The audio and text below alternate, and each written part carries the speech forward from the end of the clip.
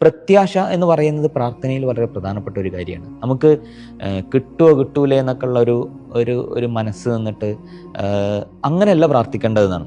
കിട്ടുമെന്ന് ഉറപ്പിച്ച് പ്രാർത്ഥിക്കണം എന്നാണ്. റസൂലുള്ളാഹി സ്വല്ലല്ലാഹു അലൈഹി വസല്ലം പറയുന്നുണ്ട്, അള്ളാഹുവേ നീ ഉദ്ദേശിച്ചാൽ എനിക്ക് പുറത്തു തരണേ, അല്ലെങ്കിൽ നീ ഉദ്ദേശിച്ചാൽ എന്നോട് കരുണ കാണിക്കണേ.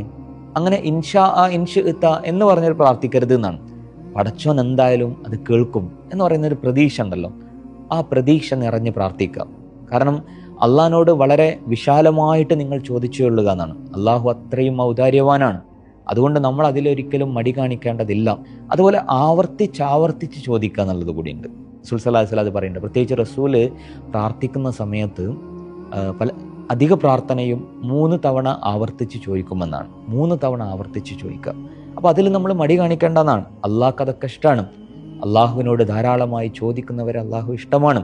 അതുകൊണ്ട് നമുക്കൊരിക്കലും അതിൽ മടുപ്പും തോന്നേണ്ടതില്ല. റസൂലുള്ളാഹി സ്വല്ലല്ലാഹു അലൈഹി വസല്ലം പറയുന്നുണ്ടല്ലോ, അള്ളാഹുവിന് ഒരിക്കലും മടുക്കുകയില്ല, നിങ്ങൾക്ക് മടുക്കുന്നത് വരെ എന്നാണ്. അപ്പോൾ നമ്മളിപ്പോൾ വിചാരിക്കും, എത്രയായി ഇപ്പോൾ പടച്ചോനോട് ചോദിക്കുന്നു, പടച്ചോൻ എന്താ കേൾക്കാത്ത എന്നൊരു മനസ്സുണ്ടാവരുത്. കാരണം നമ്മുടെ ജീവിതത്തിൽ നമ്മളൊരു കാര്യം ചോദിക്കുമ്പോൾ അത് തരുന്നതും തരാതിരിക്കുന്നതും പടച്ചോൻ്റെ തീരുമാനമാണല്ലോ. ആ തീരുമാനത്തിൽ നമുക്ക് തൃപ്തി ഉണ്ടാവണം. നമ്മൾ വിചാരിക്കുകയാണ്, നമ്മൾ പ്രാർത്ഥിച്ച കാര്യം ഇപ്പം എൻ്റെ ജീവിതത്തിൽ കിട്ടിയാൽ എനിക്ക് ഹൈറായിരിക്കും. ആരാ വിചാരിക്കണത്? നമ്മളാ വിചാരിക്കുന്നത്. പക്ഷെ അത് ഹൈറാണോ ഷെറാണോ എന്ന് ഏറ്റവും നന്നായി അറിയാതിരിക്കാം പടച്ചോനാണ്. നമ്മൾ അള്ളാഹിനോട് പ്രാർത്ഥിച്ചൊരു കാര്യം പടച്ചോൻ നമുക്ക് തന്നിട്ടില്ലെങ്കിൽ നമ്മൾ വിചാരിക്കേണ്ടത് എന്താ, അതെനിക്ക് കിട്ടിയാൽ അതിലെന്തോ ഒരു ഷെറ് വരാനുണ്ട്. അതുകൊണ്ട് ആ ഷെറ് എൻ്റെ ജീവിതത്തിൽ നിന്ന് ഒഴിവാക്കാൻ പടച്ചോൻ അതെനിക്ക് തരാതിരുന്നതാണ്. ചെറുതും വലുതുമായ കാര്യങ്ങളൊക്കെ പടച്ചോനോട് ചോദിക്കാം. നമ്മളെ ജീവിതത്തിൽ പ്രാർത്ഥന ഉണ്ടാക്കുന്ന പലതരത്തിലുള്ള ഫലങ്ങളുണ്ടാവും. കാരണം അപ്പോൾ നമ്മൾ അള്ളാഹിനോടൊരു കാര്യം പ്രാർത്ഥിക്കുമ്പോൾ നമ്മുടെ ജീവിതത്തിൽ അതൊരു ശ്രദ്ധയിലുണ്ടാകും എന്നുള്ളതാണ്. അപ്പോൾ നമ്മുടെ ജീവിതത്തിൽ ഒഴിവാക്കേണ്ട ഒരു ശീലം ഉണ്ടെന്ന് വിചാരിച്ചോ, നമ്മൾ എത്ര ശ്രമിച്ചിട്ട് ഒഴിവാകുന്നില്ല.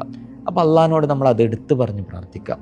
അപ്പോൾ ആ ശീലം, എനിക്ക് അങ്ങനെ ഒരു ചെറിയ മോശമായ ശീലമുണ്ട് പടച്ചോനെ, അത് എന്നിൽ നിന്ന് ഒഴിവാക്കി തരണം എന്നിങ്ങനെ നിരന്തരമായി പ്രാർത്ഥിക്കുമ്പോൾ നമ്മുടെ ജീവിതത്തിൽ നിന്ന് അത് ഒഴിവാക്കാനുള്ള ഒരു പ്രേരണ കൂടിയായിട്ട് ആ പ്രാർത്ഥന മാറും. കാരണം നമ്മൾ പടച്ചവനോട് ഇങ്ങനെ നിരന്തരമായി ചോദിക്കുന്ന ഒരു കാര്യത്തിൽ നമ്മളുടെ ഒരു എഫേർട്ട് നമ്മൾ എടുക്കുമല്ലോ, അത് ആ പ്രാർത്ഥനയുടെ ഒരു ഗുണം കൂടിയാണ്.